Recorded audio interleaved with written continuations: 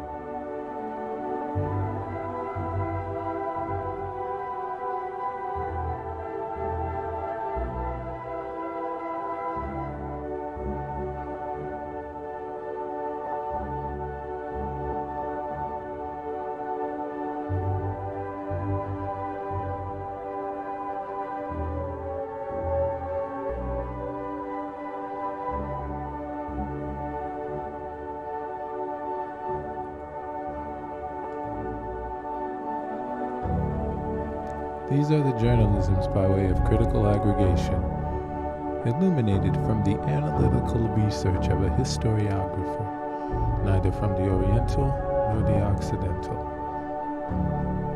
Your engagement through a like, a share, and a subscribe will accelerate us at warp speed towards the continuation of our mission to truthfully go where no news will have been going before. Engage impulse engines. Engage. Engage. Engage. Engage. Engage. Engage. Engage. Engage. Engage. Engage. Engage. Engage. Engage. Engage. Captain. Engage emergency override. Engage. Engage. Engage. Engage forward shields, 35%. Engage. Engage the cloaking device. Engage. Of them. Engage them in conversation. Engage. Engage.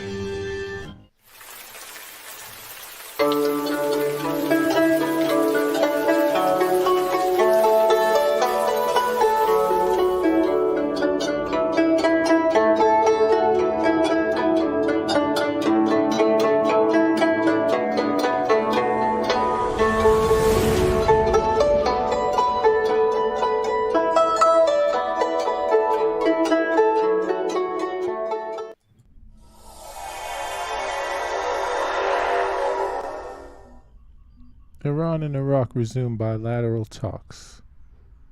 Watch the space.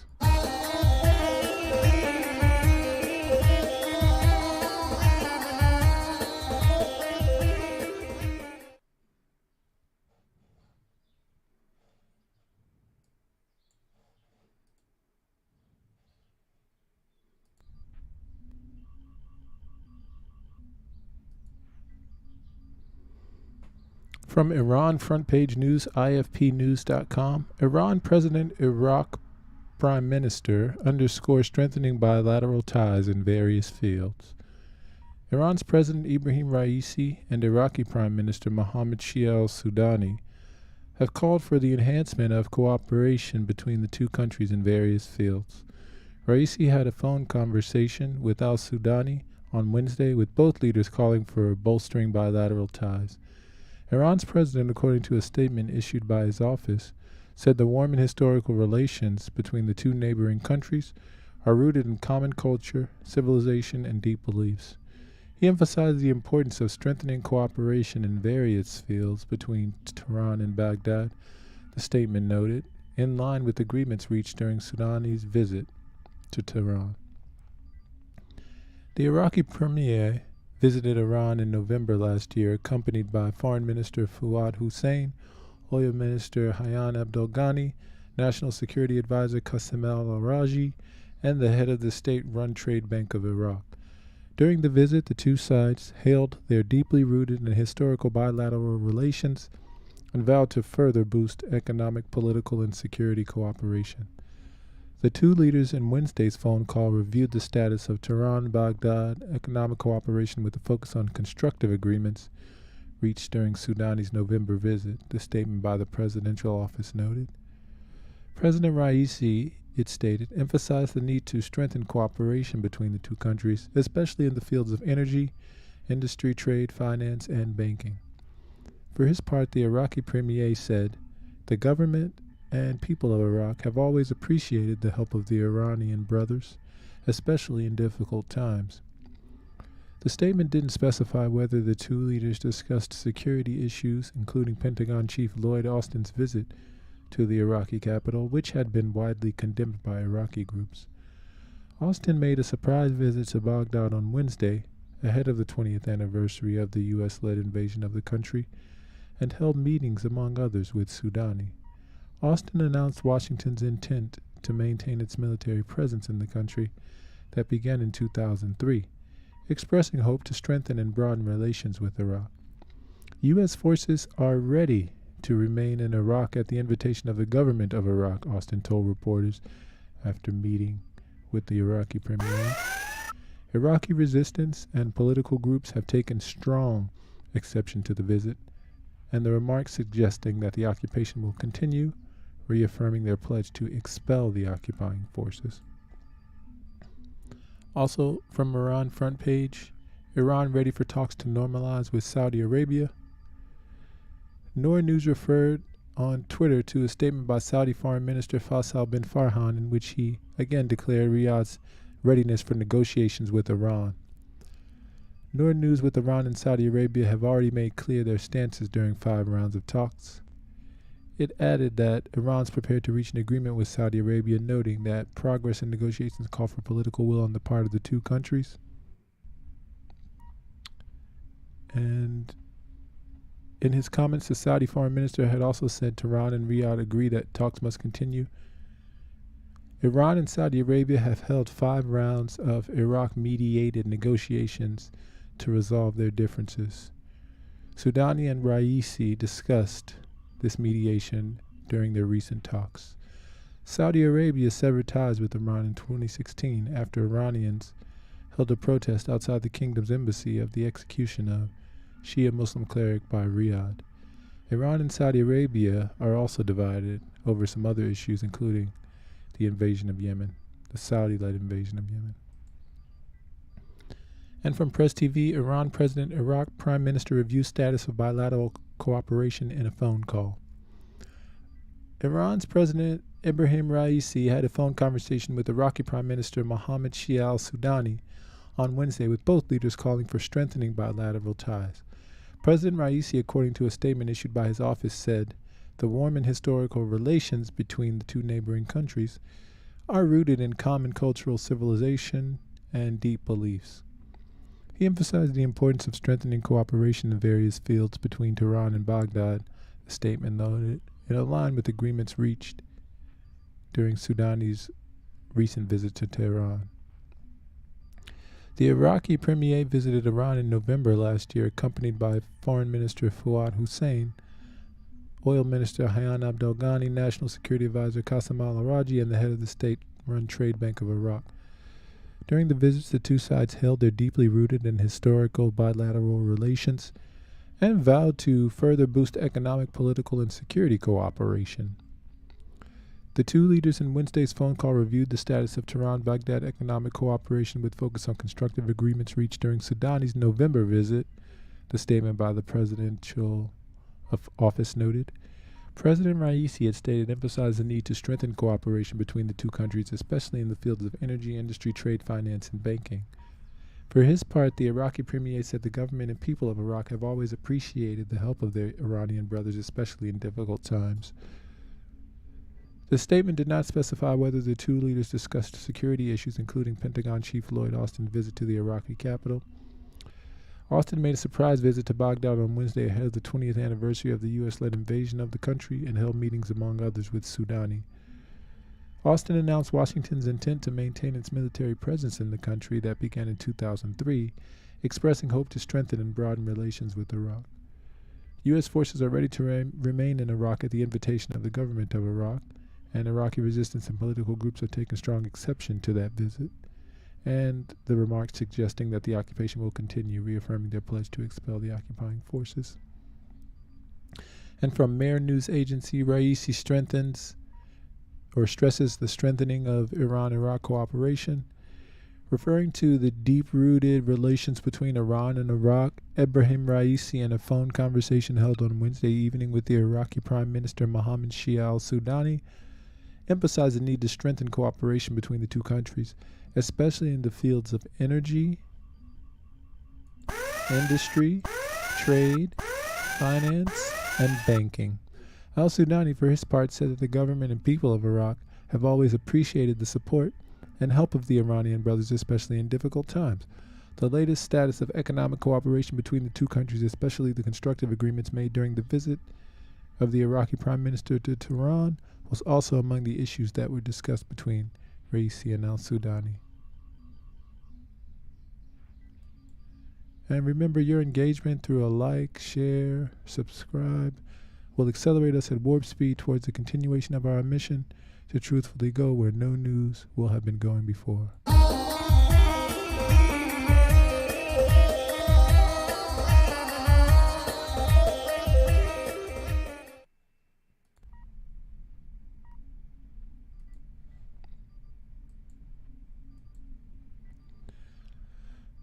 And from Reuters.com, Hamas gunman wounds 3 in Tel Aviv attack.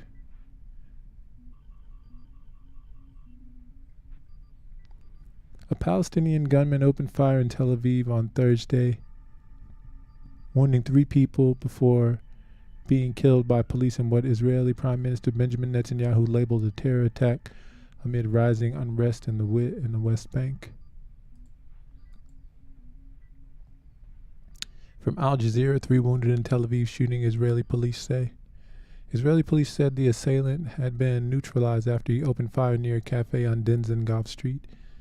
At least 3 people have been wounded in shooting in the Israel city of Tel Aviv and are being treated by emergency services. Israel's ambulance service has said as television footage showed large numbers of police and medical workers at the scene. Shooting took place next to a cafe on the corner of Dizengoff Street and Ben Gurion Street. The Magen David Adom ambulance service said, according to the Times of Israel.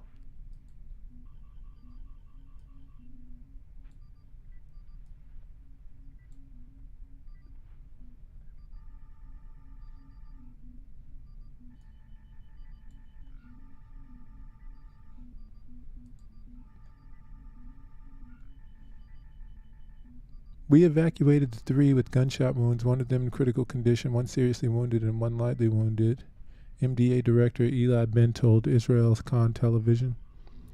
Israel police said the assailant had been neutralized but provided no details about the circumstances of the shooting, which they said could be a terrorist attack. Police and medics were still on the scene, and it was unclear if they were looking for a second attacker. Shootings in Tel Aviv, a densely populated commercial and cultural capital, are rare. This is going to be very concerning to the police, Al Jazeera's Imran Khan said, reporting from occupied Al-Quds. He added that the shooting took place in a busy street full of bars, restaurants, and cafes. Ordinarily, it would have been packed, but given the huge amount of demonstrators who were in Tel Aviv, it would have been busier than normal, he said, referring to weeks of widespread protest against the government's plan to overhaul the judicial system. Israel's Prime Minister Benjamin Netanyahu reacted to the news while on visit to Italy, a very serious attack in Tel Aviv, a terrorist attack, sending recovery wishes to the injured, he said. We're strengthening the police and security forces. This will not weaken our determination to plant roots in our homeland, he added. National Security Minister Itamar Ben-Gvir later said the gunman had been killed, a serious attack in Tel Aviv. I congratulate the police officer who in a courageous attack eliminated the heinous terrorist and saved many lives, he said in a statement. In light of the attack, Tel Aviv Mayor Ron Huldai called on anti-government protesters to clear the streets to allow police to secure the area, the Times of Israel reported. Rallies have been held since early January when Prime Minister Benjamin Netanyahu's government proposed legislation to limit the Supreme Court's powers.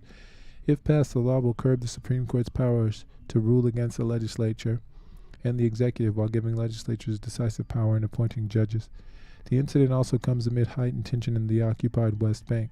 Israel's settler-related violence against Palestinians has skyrocketed since Netanyahu came back to power at the helm of a right-wing coalition that seeks to expand illegal settlements in the occupied West Bank and pursue other anti-Palestinian policies. The United States Defense Secretary Lloyd Austin expressed concerns about Jewish settler violence against Palestinians while on a visit to Israel on Thursday. In a joint news conference with the Zionist counterpart Yoav Gallant, Austin said Washington's commitment to the Zionist security was ironclad, but warned against acts that could trigger more insecurity.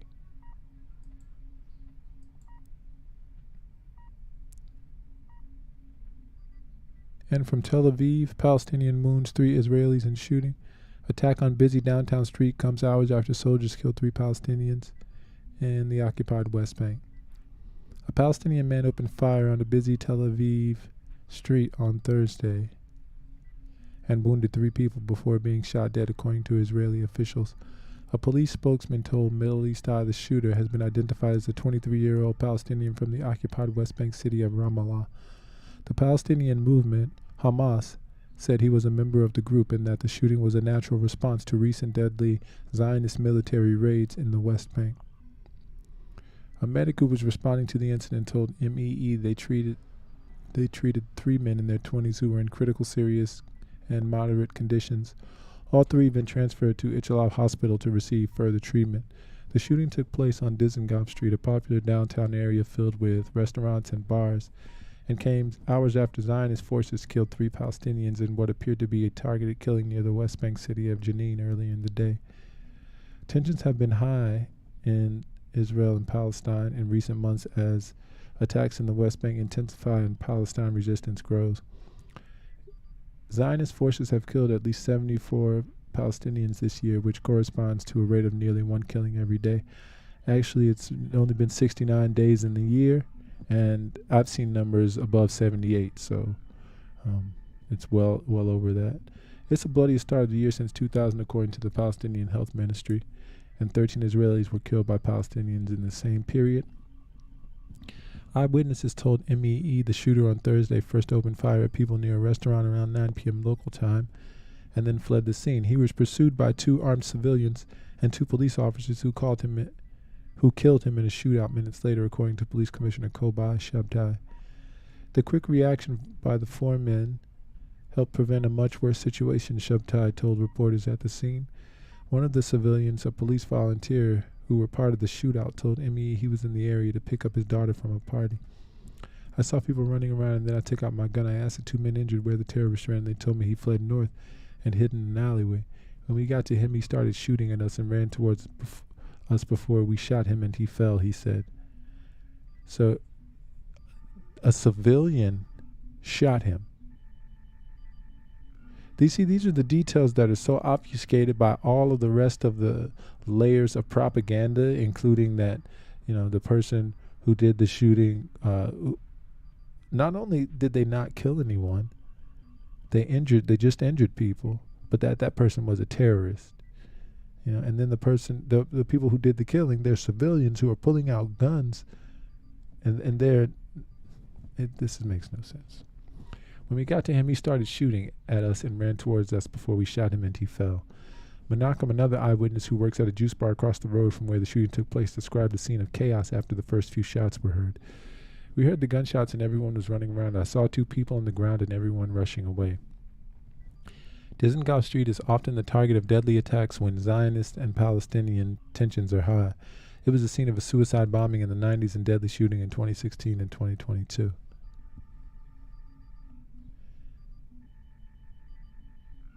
And here's some audio from a South African radio show interviewing a Hamas member in the Hamas movement.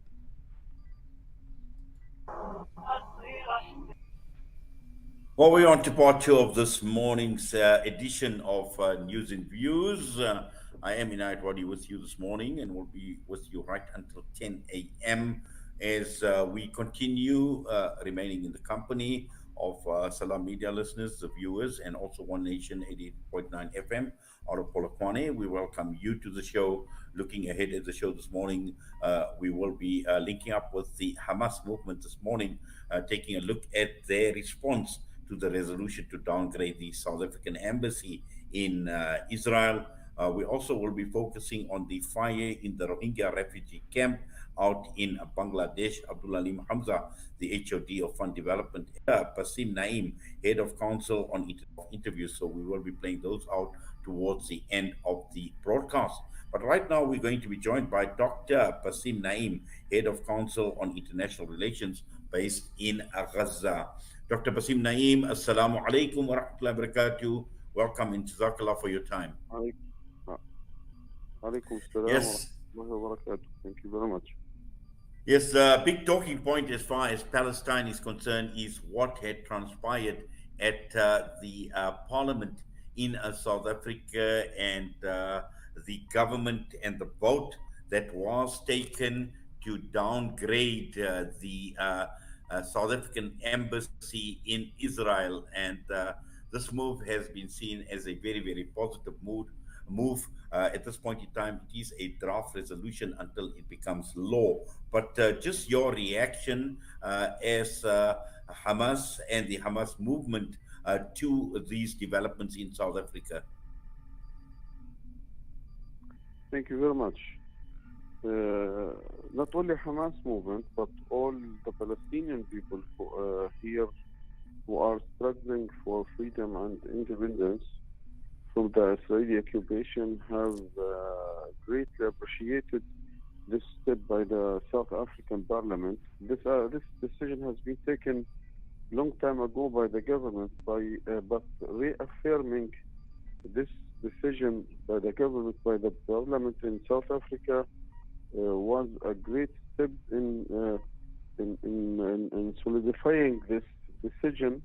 And again, we have appreciated this a lot, and we hope that a lot of other countries in Africa and in other continents will follow this step to exercise the maximum pressure on this fascist government in Israel, the Zionist occupation, so that they abide the international law and give the Palestinians their genuine rights of independence, freedom, and self-sovereignty. Yes. Now, this has been a very, very historic resolution here in South Africa, where in 2017, the ANC government had made this a policy decision. And what we've seen is one of the very small political parties. In fact, they've only got 2 members of parliament. It's called the National Freedom Party. Ahmed Mansour Sheikh Imam, who is the leader of this party in parliament, had actually brought about and calling for this resolution. And it's been very encouraging to see that many parties have actually supported this. And this alone, I suppose, is very, very encouraging to you as well, Dr. Basim Naim. First of all, we believe that this is a historical decision, as you have said, but we believe here in Palestine that all people in South Africa, from all groups, from all races, can understand very well the struggling and the suffering of the Palestinian people under a racist, fascist occupation and an apartheid regime led by Netanyahu and his right-wing extremists. Therefore, this historical decision and resolution from the parliament, to be honest, is the expected response from people who suffered for decades in South Africa from an apartheid regime. They are the best people who can understand very well what does it mean apartheid, what does it mean to live under a fascist government. This resolution giving us a hope that still we can work at the international level to isolate this regime, to besiege it, and to push it or to squeeze it to abide the international law and to leave our occupied territories. I mean, and we know that this decision by South Africa, the government and the parliament, at the international level, it is not an easy decision. From one side, it is leading a course against apartheid and against fascism and against colonial projects everywhere, but in particular here in Palestine. But on the other side, we know how much the Zionist lobby can work against South Africa and its regime and its viable forces. Therefore, we know that this is a very courageous decision. It could be that South Africa have to pay a high price for this courageous, dignified decision.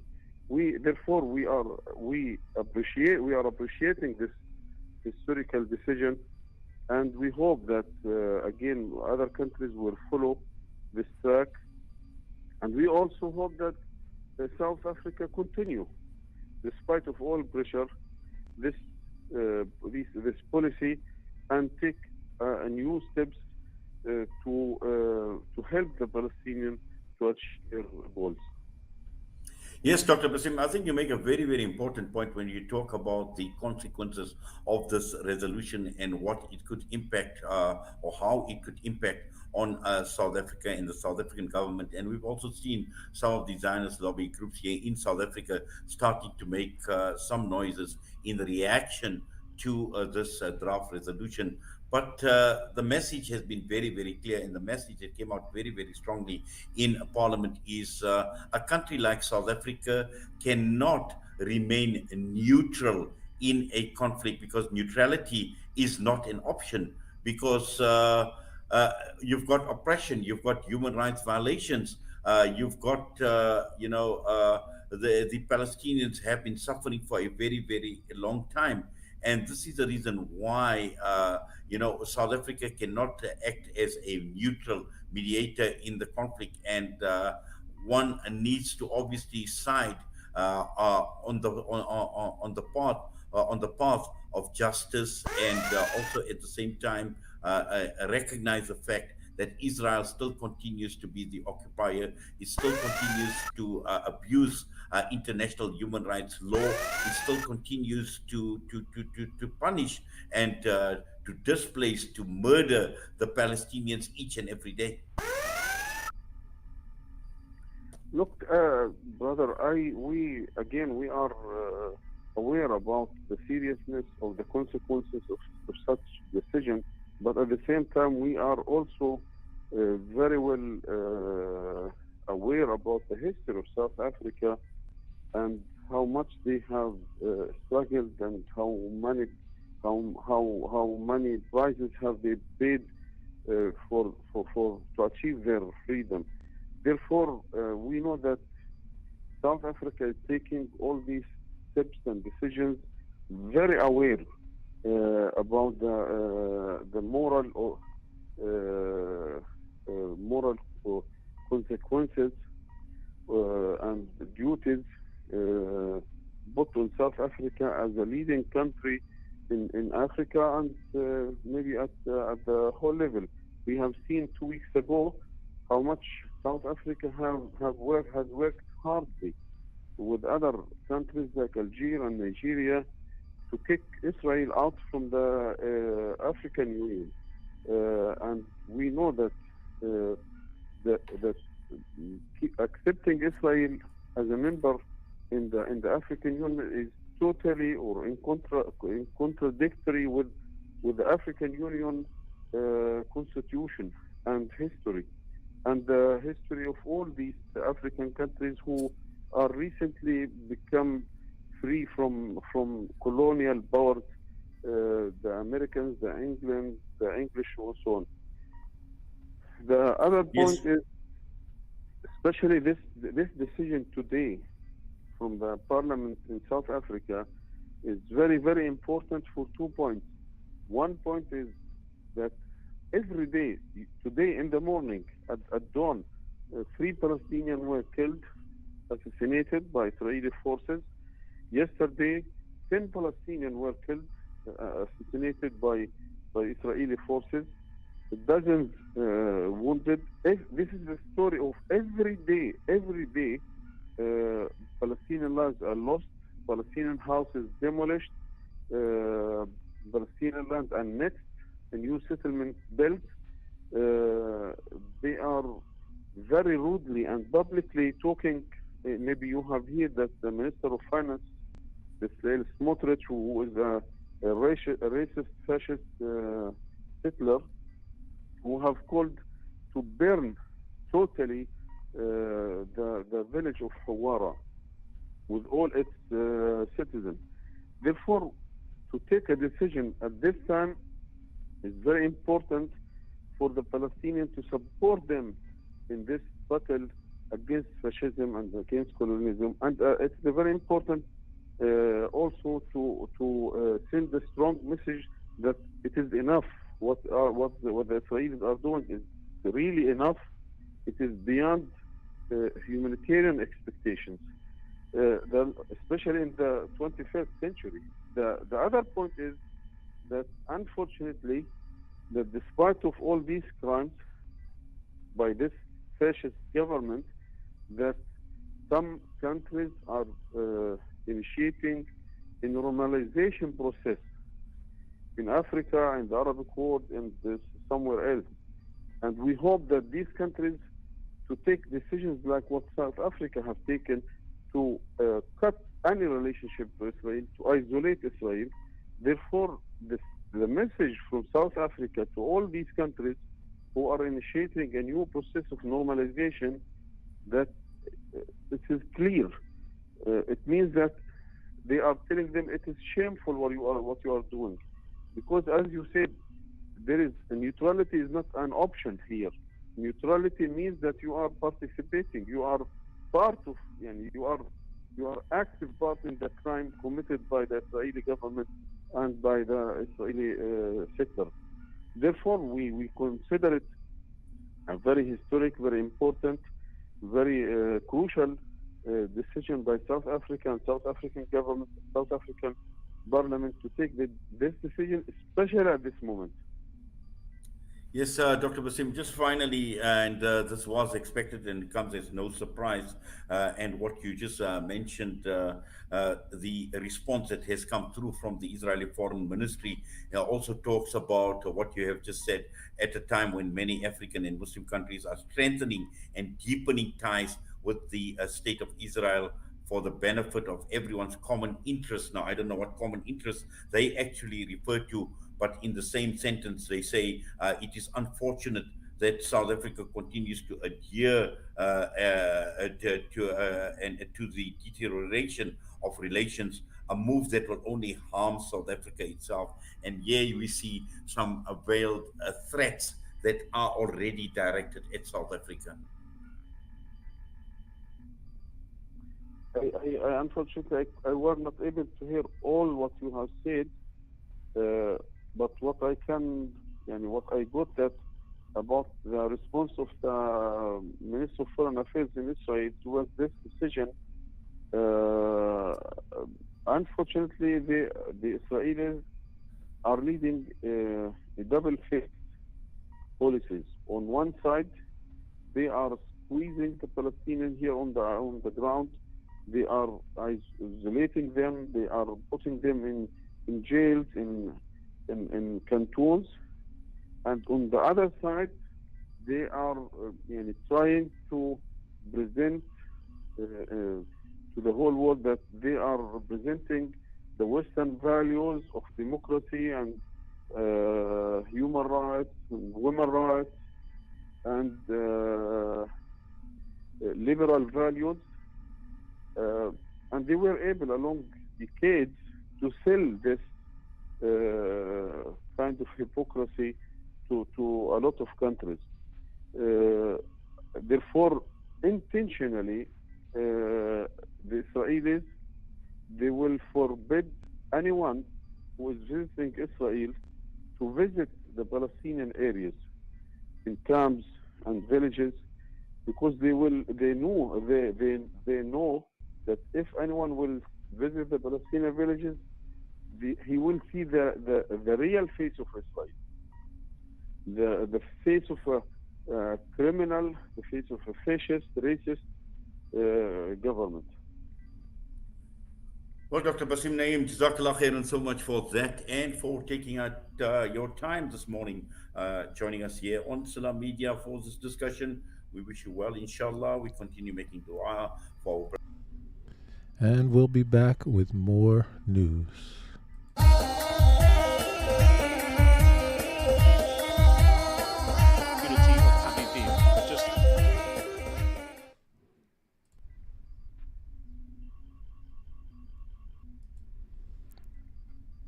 And from Press TV, Nasrallah, end of Israel, close resistance ready for main battle. Hezbollah Secretary General Saeed Hassan Nasrallah says the resistance front in the region is more powerful than ever, despite a myriad of challenges facing it, and ready for the main battle. Despite the challenges that the axis of resistance is facing today, it's become more coherent and stronger and is ready with a strong will to respond to any major aggression of the Zionist regime that targets the region, he said. Nasrallah made the remarks in a private meeting with about 200 intellectual, political, and media figures from Arabic and Islamic countries in Beirut on Wednesday night, Iran's Noor News reported. Nasrallah said although the enemy is trying to influence the minds of the youth with the cognitive warfare, the main battle is for the battle of the freedom of Palestine. We're fully prepared for this battle and we're waiting for the 0 hour, he said. Nasrallah touched on the political turmoil in Israel, where hundreds of thousands have taken to the streets in recent months to vent anger at the extremist direction of the entity. A big war is taking place in occupied Palestine, and considering the scale of what the Zionist regime is facing, the end of this fake regime is so close that it may happen at this stage, he said. Protests have taken place across the occupied territories over the past 2 months.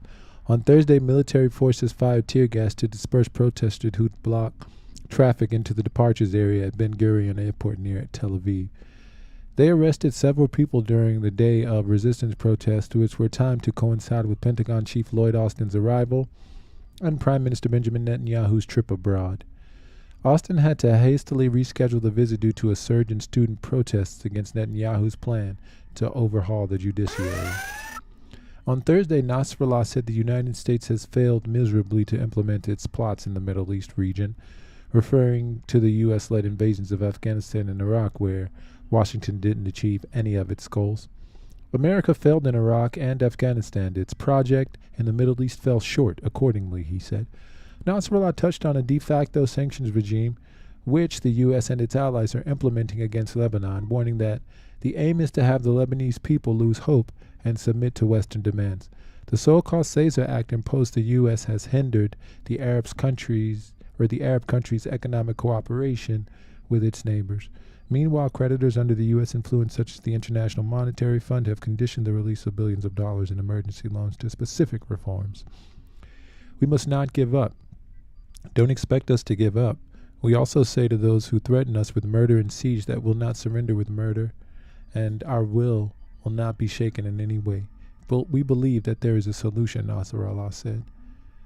We should not submit to international and regional conditions because those who surrender were not saved, he added. Nasrallah recalled that the Israeli enemy sought to instill a spirit of despair and desolation among the Lebanese nation following the 1982 invasion of the Arab country. The Lebanese resistance front, however, started from a position of hope and stated it could wipe out the Israeli clout. The resistance front rekindled hope among the Lebanese people, and it was the main reason behind straight victories in the fight against the Israeli enemy, the Hezbollah chief said. Nasrallah pointed to the withdrawal of Israeli forces from southern Lebanon in May 2000 and Israelis' defeat in the 33-day military onslaught against Lebanon back in the summer of 2006 as two major achievements of such a strong belief in the axis of resistance. The Hezbollah leader also made a reference to the 1985 car bombings in the western Beirut suburb of Bir al-Abed, stating that the U.S. was behind the failed assassination attempt against Shia cleric Saeed Mohammed Hussein Fadlallah, which killed 80 people and injured 200 others. The U.S. perpetrated the Bir al-Abed massacre, in which most of the victims were civilians. Some of the fatalities, including pregnant women, were killed, and on International Women's Day, he mentioned this. The goal behind the carnage was to spread terror and despair, and the assassination of Saeed Fadlallah would have dealt a painful blow to the resistance front and its supporters, Nasrallah said. And from almayadeen.net, U.S. part of corruption in Lebanon, says Saeed Nasrallah.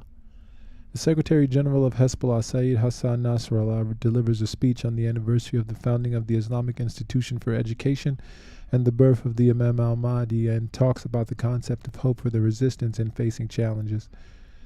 Hezbollah Secretary General Saeed Hassan Nasrallah confirmed today, Thursday, that the resistance in all of Lebanon sprouted from hope, announcing that it could wipe out the Israeli era.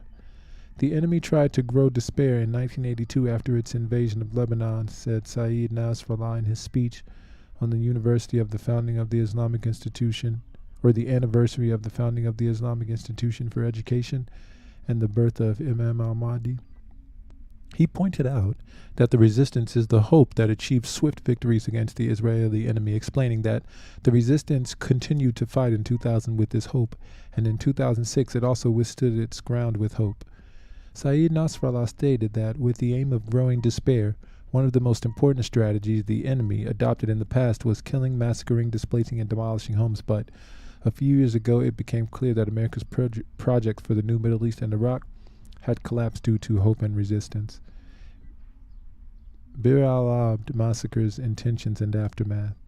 In this context, Saeed Nasrallah touched on the occasion of the Bir al-Abd massacre that took place on March 8, 1985, stressing that the target in the bombing was Ayatollah Sayyid Mohammad Hussein Fadlallah.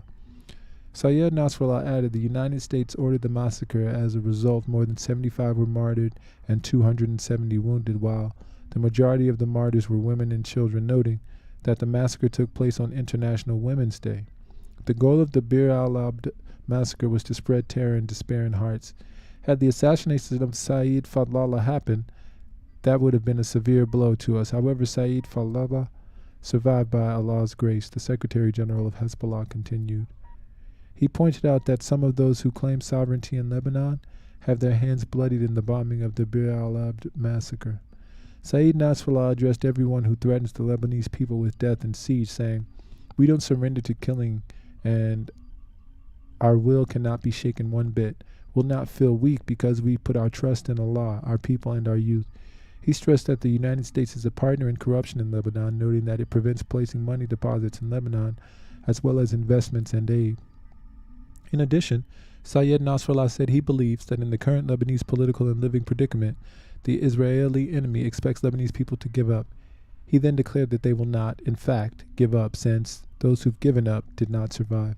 Sayyid Nasrallah concluded his speech by saying, "We must cooperate and show courage and will. Cowards do not liberate lands or change reality. This is what we hope from the graduates of the schools of the Islamic Education Institution."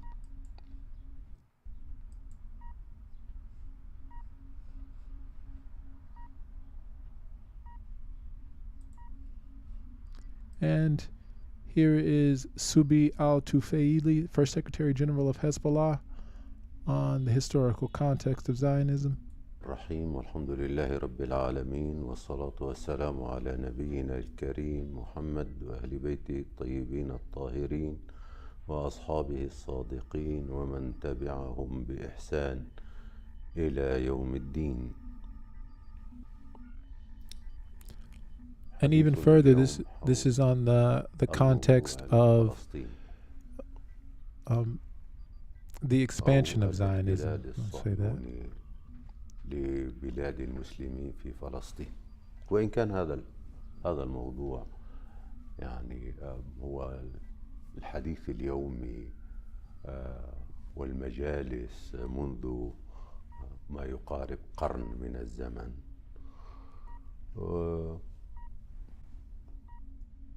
والمتابعون من المسلمين وغير المسلمين يعرفون الكثير عنه، لكن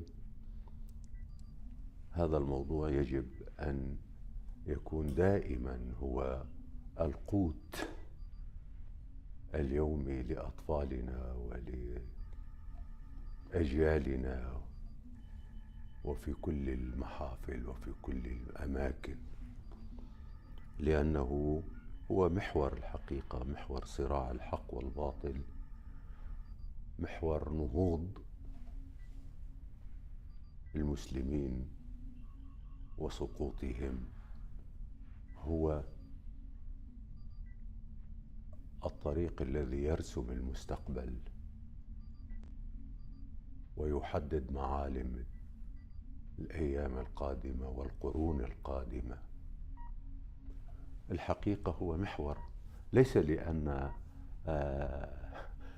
نحن نهتم لشأن الفلسطيني أكثر من غيره، لا، هو بطبيعة المعركة في فلسطين هي طبيعة معركة المستقبل للحضارة الإنسانية.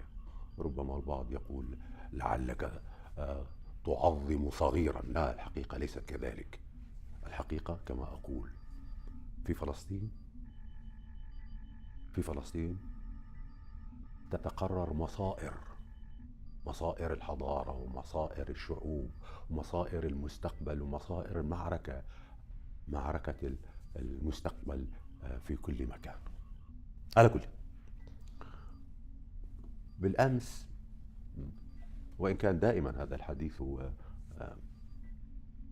متداول، لكن حينما تأتي محطات معينة من صراع معين، من تصورات، ويتحدث المتحدثون عن عنوان ما، عن خطوة ما، تكون هذه الخطوة أو هذا الحديث له أهمية خاصة. مرة أخرى حول الحديث عن حل الشأن الفلسطيني سياسيا.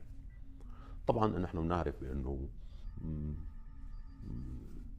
منذ نشوء الكيان الصهيوني تحدثوا عن تقسيم فلسطين للمسلمين وفلسطين لليهود، وتطورت الأمور وصار في احتلال، واليوم في ابتلاع للضفة الغربية، وأسلو ما أسلو إلى النهاية. كل هذا الأمر لا نريد أن نضيع الوقت فيه، لأن هناك شيء مهم. اليوم بدأ الحديث من جديد حول كونفدرالية، وبتمنى أن هذا الأمر نقف عنده جيدا. كونفدرالية ما بين الصهاينة والفلسطينيين والأردن. ربما يستغرب بعضنا، طيب فهمنا نحن أنه في مشكلة على أرض فلسطين ما بين الصهاينة والمسلمين الفلسطينيين. زج الأردن بهذا المكان غير مفهوم، غير معلوم. لا، هو معلوم، هو من وجهة نظري ونظرك، باعتبار نحن على بساطة تفكير بعضنا، يحصر المشكلة ما بين الفلسطينيين واليهود أنه عن صحيح أن اليهود طموحاتهم أن يكون لهم قطعة من أرض فلسطين. هذا لأننا نحب أن يكون الأمر كذلك، وإن كان هو ليس كذلك. بينما من الطرف الآخر كما نعرف ويعرف الجميع، الموضوع مش موضوع فلسطين، والمعركة مش معركة فلسطين. الحاكم المصري أو الحاكم السوري أو الحاكم الأردني أو الحاكم التركي أو الحاكم الإيراني أو الحاكم في شبه الجزيرة العربية أو الحاكم في المغرب، أقول لهم بصراحة بوضوح، الموضوع مش موضوع فلسطيني حتى تنأوا بأنفسكم وتتعاطوا بكثير من اللامبالاة. لا، الموضوع أعم وأكبر وأوسع وأشمل. الموضوع يشمل الجميع بلا استثناء. أساسا هو معركة حضارية تستخدم فيها كل الوسائل القذرة للسيطرة الغربية على العالم، وأهم المناطق هي هذه المنطقة الحيوية المهمة، إن كان جغرافيا وإن كان سياسيا وإن كان حضاريا وثقافيا، هي منطقة العالم الإسلامي. على كل، كونفدرالية مع الأردن مع الكيان الصهيوني، يعني هذا معناه عمليا أن الصهاينة اليوم يريدون مو فقط الضفة الغربية ولا فلسطين ولا غزة، يريدون السيطرة مباشرة على الأردن. Let's try and unpack that for a second. Let's try and de-emotionalize this for a second. Let's try and intellectualize this for a second. Let's try and rationalize this for a second. فقط بمنطقة، إن كان جغرافيا وإن كان سياسيا وإن كان حضاريا وثقافيا، هي منطقة العالم الإسلامي. على كل، كونفدرالية مع الأردن مع الكيان الصهيوني، يعني هذا معناه عمليا أن الصهاينة اليوم يريدون مو فقط الضفة الغربية ولا فلسطين ولا غزة، يريدون السيطرة مباشرة على الأردن تحت عنوان كونفدرالية لماذا؟ ما هي المبررات؟ ما في مبررات، حتى مبررات موضوع يعني والله الواقع، الحاجة الواقعة ملحة لهذا، وأن هناك ضرورات أمنية أو أي شيء. لا، ما في شيء، في فقط رغبة صهيونية غربية لتوسيع What is this nothing you talk about? مساحة السيطرة والتوجيه الصهيوني في المنطقة. طبعا هاي خطوة مهمة حينما تقابل بمعاهدات صلح من مصر ومن الأردن مثلا ومن لبنان بالبحر. حينما تقابل بهكذا أمور هذه ملفتة. حينما تقابل بالدين الإبراهيمي وتهافت أهل الخليج على تقبيل أحذية الصهاينة، هذه مسألة كذلك خطرة.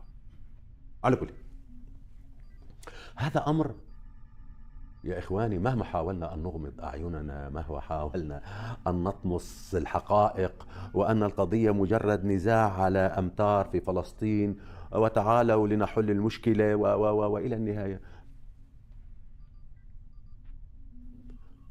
تنبئك الأمور كل يوم أن الذين يصورون المسألة نزاع صغير في فلسطين هؤلاء مجرد أبواق للمشروع الصهيوني الكبير، مجرد حشرات في خدمة الهيمنة الغربية الكبيرة، مجرد حشرات. وبين هلالين أحب أن أكرر أن الذي يدعم الهيمنة الصهيونية والذي نصر الصهاينة في معاركهم العسكرية والذي نشر الإحباط في العالم العربي والإسلامي وإلى النهاية قبل الصهاينة وقبل الأمريكان والفرنسيين والإنجليز وقبل وعد بلفور وبعد وعد بلفور، الحكام الخونة الذين نصبهم الغرب على بلادنا، من الملوك إلى الرؤساء وقطاع الطرق والضباط الذين خربوا العباد والبلاد بالانقلابات العسكرية. كل هؤلاء، حتى أولئك الذين رفعوا شعارات التحرير، كانوا أخبث وأحقر من نصر الصهاينة، من عبد الناصر إلى بعث العراق وبعث سوريا إلى حكام الخليج إلى كل المنطقة. اليوم هؤلاء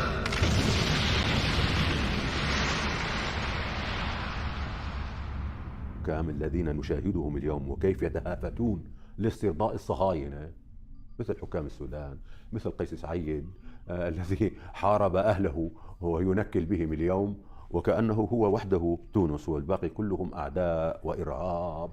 تونس كلها إرهاب، الشعب التونسي كله إرهاب، بس سعيد الأخرق تافه هو المحترم في تونس. وهلو مجر هم بالمقاومة، خاصة هؤلاء اللي بيتحملوا وبيتحمسوا وبيعاقبوا وبيعلقوا المشانق تحت عنوان تحرير فلسطين، وأنهم هم لا صوت فوق صوت المعركة.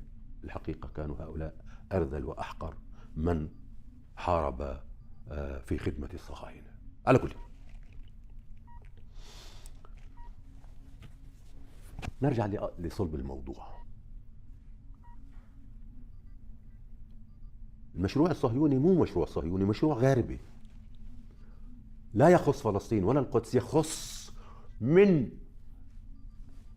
طهران وكراتشي إلى الرباط، شرقا وغربا شمالا وجنوبا، يخص كل المنطقة. اللي يظن نفسه بأنه هو بمنأى أو هو ليس مقصود هو أحمق تافه لا يفهم لا يعقل. هذا المشروع يسوق له مشروع الكونفدرالية. الكونفدرالية يعني دولة صهاينة بتتوسع لا تبقى في فلسطين، تتوسع باتجاه الأردن، وغدا باتجاه سوريا ولبنان، وبعد غد باتجاه مصر، وبعدها إلى تحت عنوان يعني الكيان الصهيوني يحمي سلاطين المنطقة. الكونفدرالية أهم نقطة فيها السيطرة الأمنية والسيطرة الاقتصادية. والسيطرة الاقتصادية والأمنية هنا شيء طبيعي تكون للصهاينة المدعومين من كل غرب.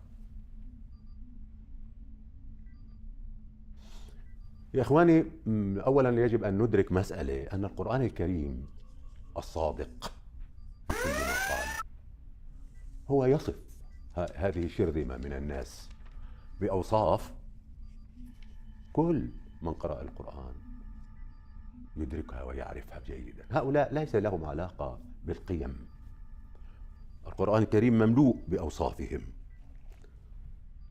مثلا ضربت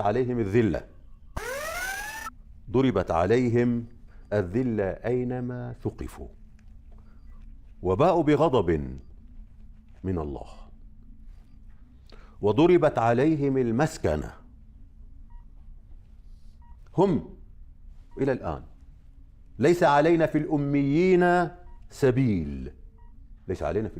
يعني هم مباح لهم أن يفعلوا أي شيء، يكذبوا، يخالفوا العهود، يقتلوا الأطفال والنساء، يسرقون، يفعلون كل أنواع المنكر في غير اليهود. ليس علينا في الأميين سبيل. ثم يقولون على الله الكذب وهم يعلمون أنهم يكذبون. وكلما عاهدوا عهدا نبذه فريق منهم. هم عم يتفقوا معك، عم يتعاهدوا معك، وهم ينكثون هذه العهود. بالمختصر كما يقول القرآن الكريم: ويسعون في الأرض فسادا. هم شغلتهم الفساد. هؤلاء القوم اللي هذه صفاتهم وأكثر. طبعا القرآن يذكر كثير من صفاتهم المهمة. كيف يمكن أن تقول والله تعاهدت، اتفقت؟ مع من تتفق؟ مع من تتعاهد؟ مع الذي ذكر القرآن عنه هذه الصفات: لا عهد، لا وفاء، Your inconsistencies are glaringly obvious. ليس عليه في الأميين سبيل. وإلى النهاية لو عاهدت الشيطان ربما أوفى أكثر من هؤلاء، أو كان غدره أقل. على كل، هكذا حقيقة الصهاينة. ولهذا الحكام العرب حينما يذهبون للتحالف معهم ولتوقيع المواثيق والصلح، هؤلاء ليسوا أغبياء، هم يعرفون، لكن دورهم ومهمتهم هو إكمال المعركة ضد أمة لا إله إلا الله. هؤلاء أساءوا لفلسطين وللمسلمين وللأطفال أكثر من الصهاينة، حاربونا أكثر من الصهاينة. لهذا أول خطوة نحن علينا في مواجهتنا للصهاينة ولمن يقف حول الصهاينة هو أن نتخلص من هذه الشراذم التي تسمي أنفسها سلاطين وحكام وملوك ورؤساء. مصر لا تستطيع أن تقوم بواجبها لا تجاه نفسها ولا تجاه أي قضية أخرى، وعلى رأس هذه القضايا فلسطين. إذا بقي السيسي وعبد الناصر وحسني مبارك وأنور السادات وفاروق وأمثالهم هم الحاكمين، لأن هؤلاء صهاينة. أنا لا أبالغ، أقسم لكم بالله لا أبالغ، هاي الحقيقة، بل هم أكثر صهاينة. أو الأردن أو لبنان أو سوريا. يعني تتصوروا أنه مثلا حاكم يبيد شعبه إبادة أطفال ونسوان ودمار وقرى ومدن، ثم يأتي زلزال ويكمل وهو يضحك ويمنع عنهم رغيف الخبز ويمنع عنهم حبة الدواء. هذا ما له علاقة بسوريا. كما حاكم مصر ما له علاقة بمصر، كما حكام لبنان اليوم ما لهم علاقة، يعني جماعة إيران وجماعة المسيحيين وجماعة السنة وجماعة، هم ما لهم علاقة بشعب. شعب يئن يموت وهم يعبثون اليوم، يفتشون عن جنس الملائكة من هو الرئيس الحاكم الذي سيكمل دور تخريب البلد وتدميره. على أي حال ربما يعني أن تكون هذه الكلمة مرة على بعض الأسماع، أنه نحن نريد أن نسقط هؤلاء الحكام حتى نحرر القدس. يعني هذا نحن عم نفتح شر بعيد عن الحقيقة. المشكلة مش هنا، أنا لا أريد أن نفتح حرب مع هؤلاء. الشعوب بحد ذاتها تتضامن، تفهم، حتى تستطيع أن تحرر نفسها وتبني حضارتها وتبني وتعيش بكرامتها وتقدر تطرد الصهيوني. يجب أن تنشط لبناء مؤسسات دولة هي تبنيها، مش يفرضها عليها الآخرون. يعني حكومة بسوريا أو بالعراق أو بالأردن أو بشبه الجزيرة العربية أو بمصر أو بالسودان أو في صناعة أهل البلد، هم يأتون بالحاكم. هذا هو المقصود من خلال النشاط السياسي والنشاط الجماهيري والنشاط الثقافي والإعلامي. أنا لا أدعو إلى صراع مسلح مع الأنظمة، لأن صراع المسلح مع الأنظمة قوة التدمير التي يملكها النظام ومن يقف خلفه من صهاينة وأوروبيين عالية جدا، كما صار بسوريا. لا تتصوروا أن في سوريا كان في يعني فريق مع الشعب وفريق ضد الشعب، لا، الكل كان ضد الشعب.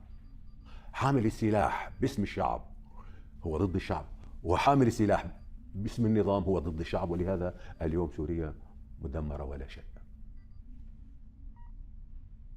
هذه حقيقة. لهذا حينما أقول أن نسقط هذه الأنظمة، حتى أؤكد هذه المسألة حتى تكون واضحة، نسقطها من خلال النضال الشعبي السلمي. يجب نحن حتى نحرر فلسطين والقدس، يجب أن كل إنسان هو يبني دولته، هو يبني السلطة. قرارات السلطة تكون نابعة من الشعب وليست بأوامر من تل أبيب أو من واشنطن أو من موسكو أو من لندن أو باريس أو أي مكان آخر. على كل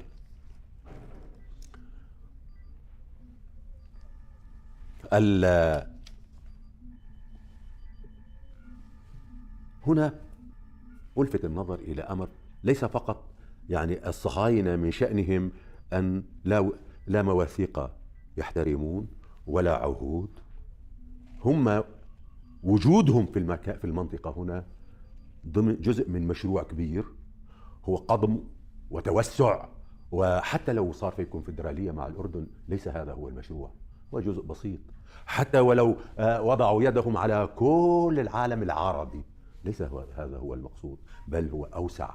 الحضارة الإسلامية، العالم الإسلامي كله يجب أن يسقط. هذا هو المشروع، مش مشروع الصهاينة فقط، مشروع الغربي اللي راس الرمح، سنان الرمح الصهاينة اليوم. لهذا على كل مسلم في كل مكان وكل شريف في كل مكان أن يعتبر أولوية الأولويات إسقاط الصهاينة في فلسطين لينقذ أهله وأطفاله وبلده ومستقبله وحضارته وكلمة لا إله إلا الله. ثم لا حدا يحلم، ما حد يحلم أنه ممكن يأتي يوم يا خلينا نتنازل للصهاينة، يا أخي نعطيهم ما يريدون ونرتاح. ليش لا؟ كما قلت لكم الصهاينة ليس لمطالبهم حدود أبدا أبدا. لا تتصوروا أن لمطالبهم حدود، ولمطالبهم ليست مطلقة، بل كل ما أخذوا ازدادوا إلحاحا وكثرت مطالبهم وتشعبت. أنا ما عم بخوف، هذه الحقيقة. يعني ما رأيكم ننتظر هل هذا كلام حقيقة أو لا حتى نشوف، يعني حتى تكتمل السيطرة الصهيونية، حينئذ نقول والله مضبوط، كان صحيح، كان لازم من زمان نقف في وجه هذا الطغيان وهذا الفساد. يعني اللبنانيين حينما قلت لهم أنه البلد ذاهب إلى زوال وإلى الجوع وإلى الفقر قبل 25 سنة.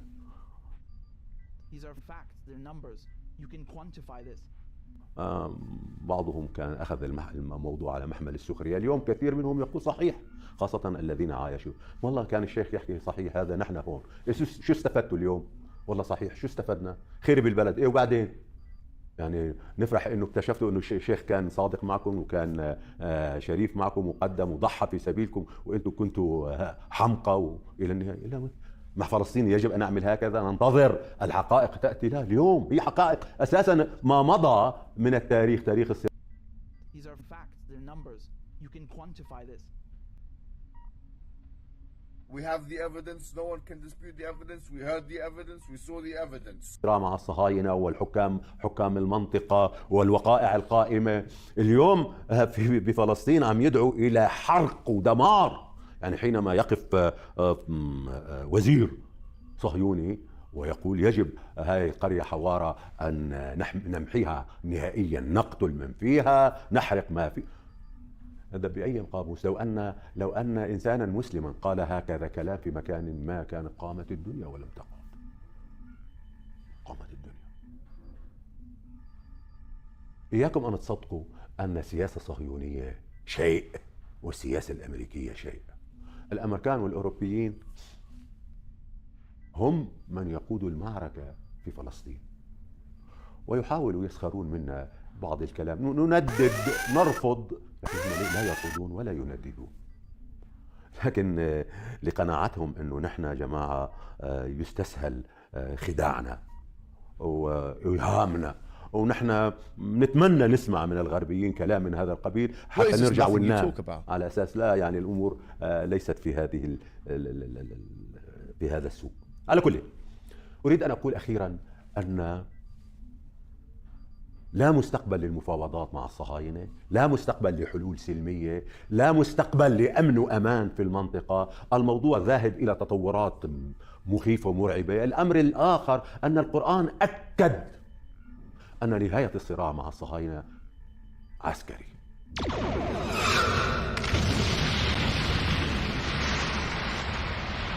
نهاية الصراع بالسلاح، تنتهي الأزمة بالسلاح.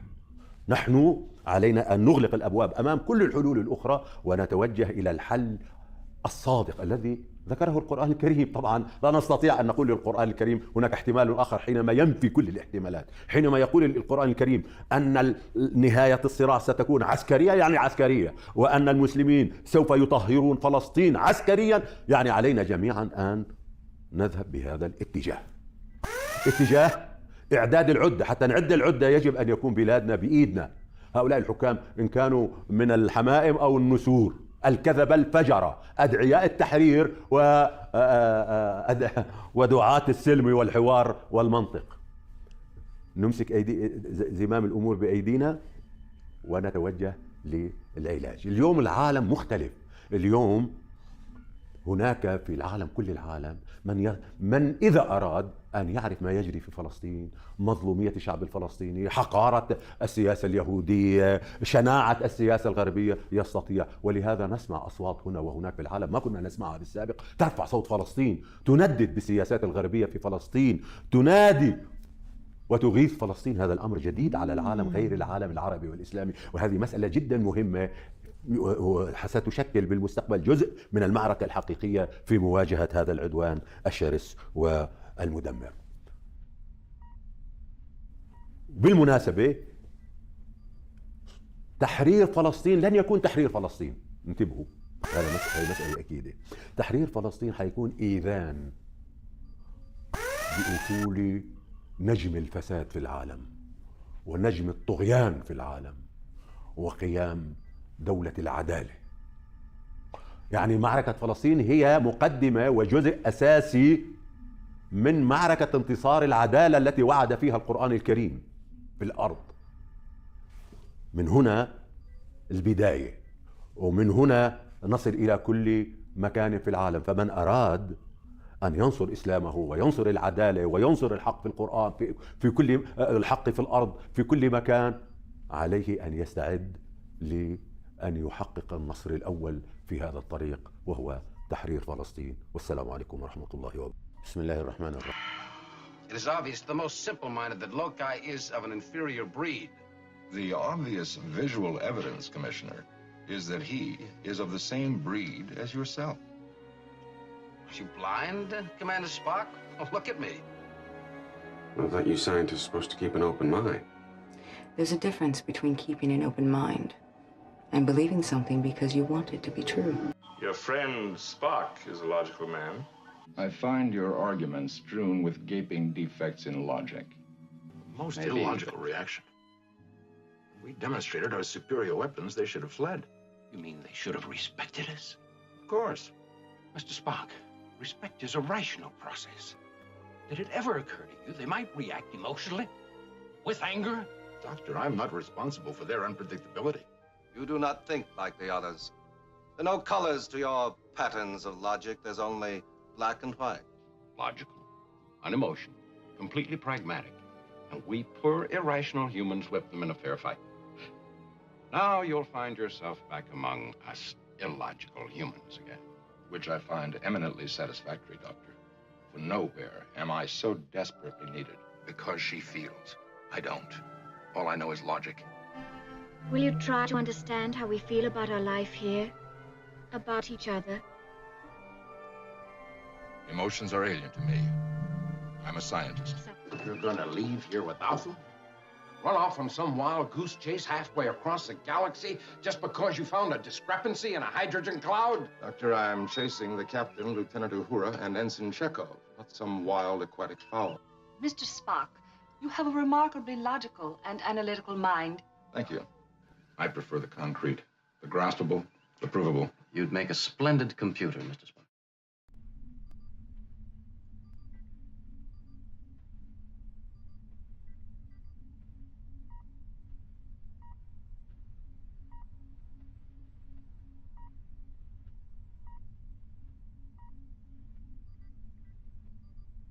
And from Al-Mayadeen, Laith Marouf says, the battle to liberate language from Zionism, anti-Semitism, and Jewish so-called white supremacy. Zionists are attempting to manipulate states into including the political ideology of Zionism as a protected group.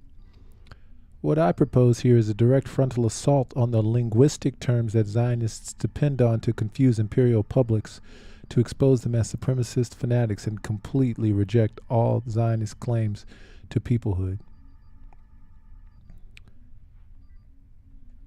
And this is a portion of it entitled Semites, Anti-Semites, and Pretend Semites. In fact, yes, Semites, Anti-Semites, and Pretend Semites. Zionists love to accuse all of their critics of being anti-Semitic, but who or what is a Semite? The term Semite comes from the name of Shem or Sam, who along with his brother Ham were the two surviving sons of Prophet Noah. Mythologically, Shem and his descendants settled in Damascus and natural Syria. And that's why in Arabic, when one says they're visiting Damascus, they don't use the proper name in Arabic, Damashq, but rather they say they're visiting Shem. And when they're talking about natural Syria, broken up colonialism,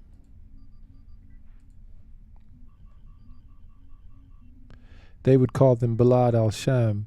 For example, the homelands of Shem, hence a Shemi or Semite is a person from Balad al-Sham. In the late 1880s, Europe, Christian and secular so-called white supremacists were peddling blood quantum race purity, pseudoscience, which included referring to Jewish, Germanic, and Slavic citizens as Semites to infer that these Jewish Europeans were outsiders to what should be included in the national state projects they were promoting. Unlike the majority of the political currents within the Jewish communities at the time, Zionists in Europe, who already agreed with the basic premise of blood quantum race purity and were also looking to create an exclusive national state, agreed with the Semitic labeling as it inferred on them indigeneity to Balad al-Sham. Thus began the transformation of Jewish Europeans to pretend Semites. From that point on, hate towards Jewish Europeans or Yiddish speakers in Europe started being referred to as anti-Semitism. This process of othering Jewish people in Europe as Semites would eventually be adopted by the Zionist movement as a way to fabricate an indigeneity to Palestine and imagine European Jewish settlers as natives on colonized Shami land. The original followers of Judaism and the descendants of Prophet Moses.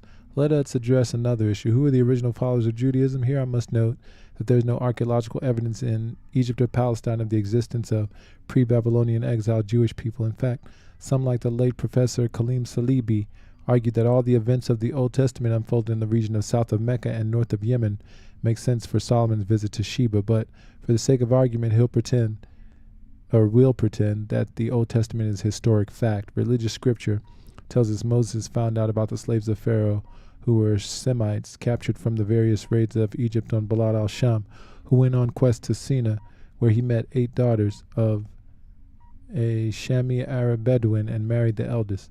This Arab woman should be the mother of all the descendants of Moses. She would also be the one that guides Moses to the burning bush atop the mountain. In other words, according to the mythology, an Arab woman is the mother of all Jewish people, and without her, Moses would have never received his prophecies or his divine encounter. Moses came back and preached unity to the Shemi slaves, who at the same time spoke a melange dialect of Pharaonic Semitic and did not have a written language. They marched towards Palestine and lost faith along the way. We are told they started worshiping a golden calf, a symbol of the Canaanite god Baal. Their worship of Canaanite deity is yet another indication that they were all Shami and not slaves from North or East Africa. When the new followers of Judaism arrived in Palestine, Moses refused to go in with them and decided to stay in Nabashi and Arab lands instead. One could argue that Moses knew his people would commit the same sins as the oppressors, that they would genocide their Palestinian Shemi brethren and steal their land in violation of the Ten Commandments. In any case, the new settlers adopted the Canaanite alphabet and wrote the Egyptian Shemi accent into text, again showing that Jewish peoplehood is inseparable from a wider Shemi cultural context. Zionism and Jewish so-called white supremacy. Now that we factually understood who's a Semite and who are the original Jewish people, it becomes clear that Zionism is Jewish so-called white supremacy. It's true because Zionists justify the genocide of Palestinians and the disposition of their lands with a combination of the following excuses. The first justification is the claim that 5,000 years ago, Allah promised slaves in Egypt, the land of Palestine, which they proceeded to invade, killing and enslaving its original inhabitants.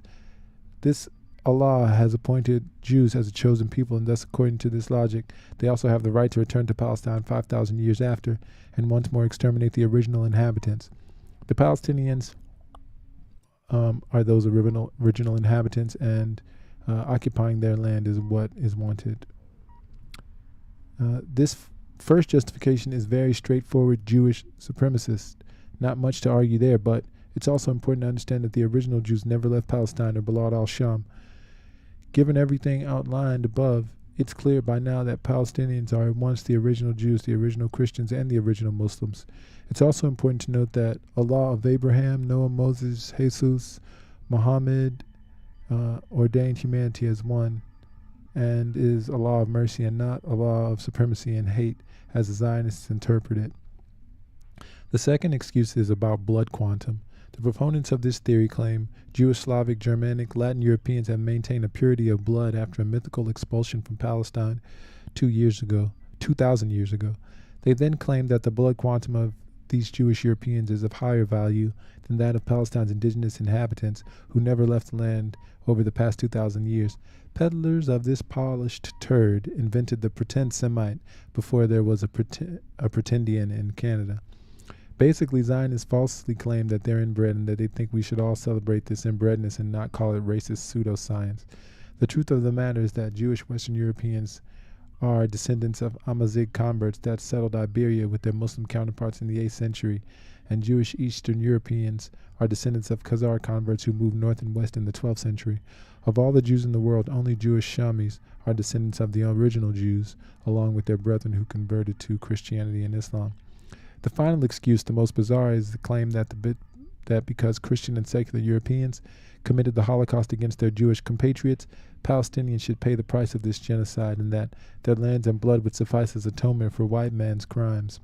Let me be clear here. The Holocaust was a crime against humanity, but in the long history of crimes against humanity committed by Europeans over the past millennia, starting from the Crusades, there's nothing outstanding or special about it, not in the scale of genocide, nor in the percentage of committed genocides from the targeted groups.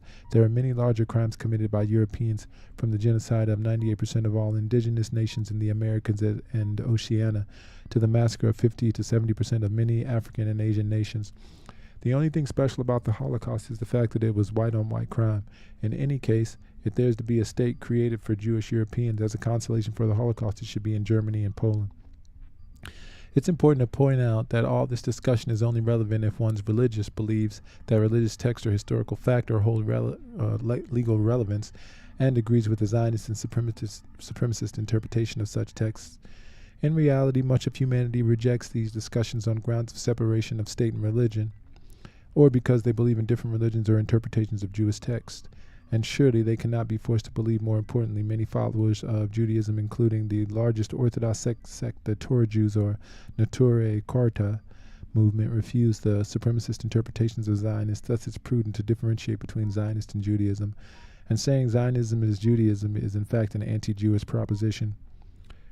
Palestinians are the true Semites. Thus, all at once Zionists are anti-Semites for spreading hate against Palestinians, pretend Semites for falsely claiming they are Semites, Jewish so-called white supremacists for promoting a chosen people cult and blood quantum pseudoscience, and anti-Jewish for claiming they speak for the followers of all the Shami religion of Judaism.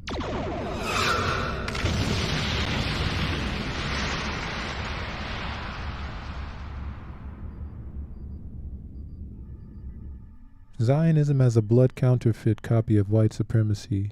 The Zionists are Jewish so-called white supremacists. All their propaganda is stale and unoriginal, a carbon copy of all the propaganda their Christian so-called white supremacist compatriots used for more than a millennium to justify genocide and colonialism.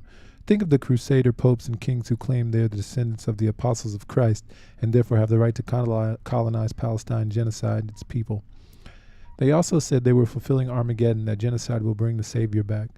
Think of the colonizers of the Americas, who also claim their chosen people, that they found the promised land, that they received a religious decree from the Pope of claiming terra nullius, no one's land, for claiming terra nullius, no one's land, and that the indigenous people are non-human, which is repurposed in the Zionist phrase about Palestine as a land without a people for a people without a land, and the Palestinians as goyim soulless sacks of human flesh.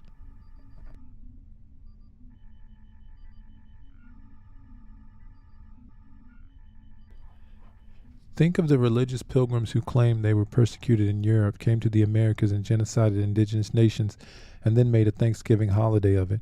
Today the Zionists use the persecution of Jews by Nazis to justify their colonization of Palestine, and then ask all Shamis to repent for a crime they never committed on Holocaust Remembrance Day. Nothing is original about Zionism, just a cheap imitation of a millennium of so-called white supremacy and usurpations of Shami culture and land, fading away as the sun sets on the era of so-called white domination over humanity.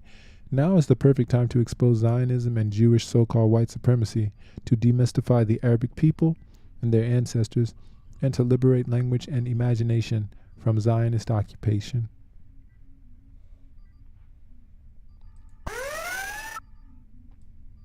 And I'm going to open channel here. Beam me up. Beam me up, Mr. Spock. Beam me up. Lock on transporters. Beam us up. Beam us up. Quickly. Beam us up home. Beam us up. Prepare to beam us up, Mr. Scott. Beam us up, Mr. Scott. Prepare to beam us up. Mr. Scott, prepare to beam us up. Have Scotty beam us up. Beam us up. Beam us up. Scotty, beam us up fast. Stand by to beam us up. Scotty, beam me up. Beam me up. Beam us up now! Stand by to beam us up. No need to beam me up, sir. The situation is under control.